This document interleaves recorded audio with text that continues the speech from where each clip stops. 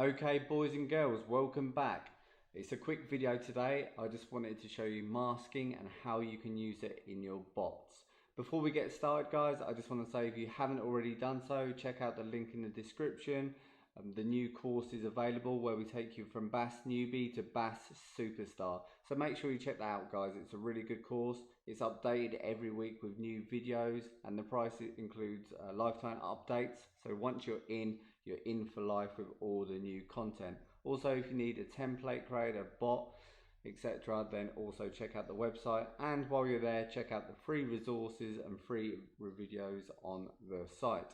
Okay, with that being said, guys, today's video is about masking.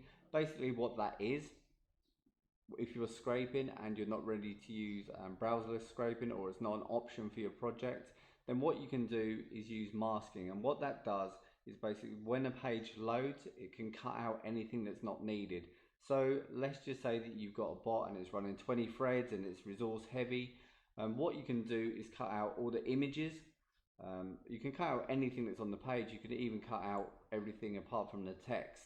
Okay, so what I've done for an example is I've built a template, that gets rid of any PNG files or any JPEG, so images basically, or these types of images.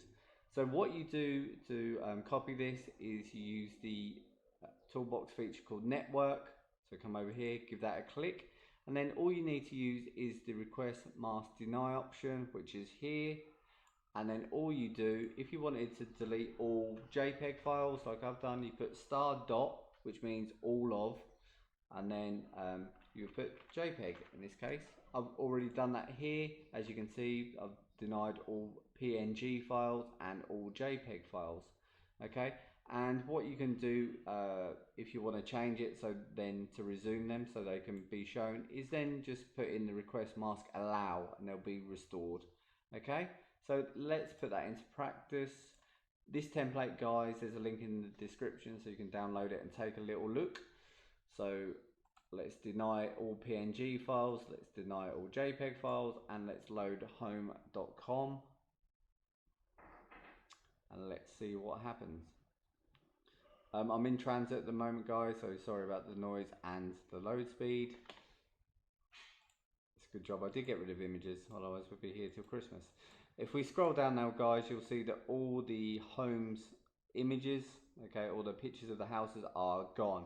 So what this does is it frees up resources, okay, and it speeds up the load speed of your pages.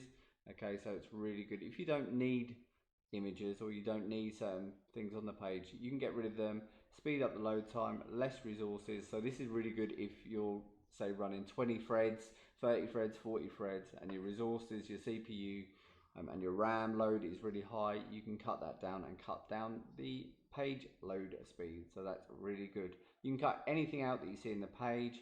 If you want to cut out everything, just find the file type and put star dot, which means all.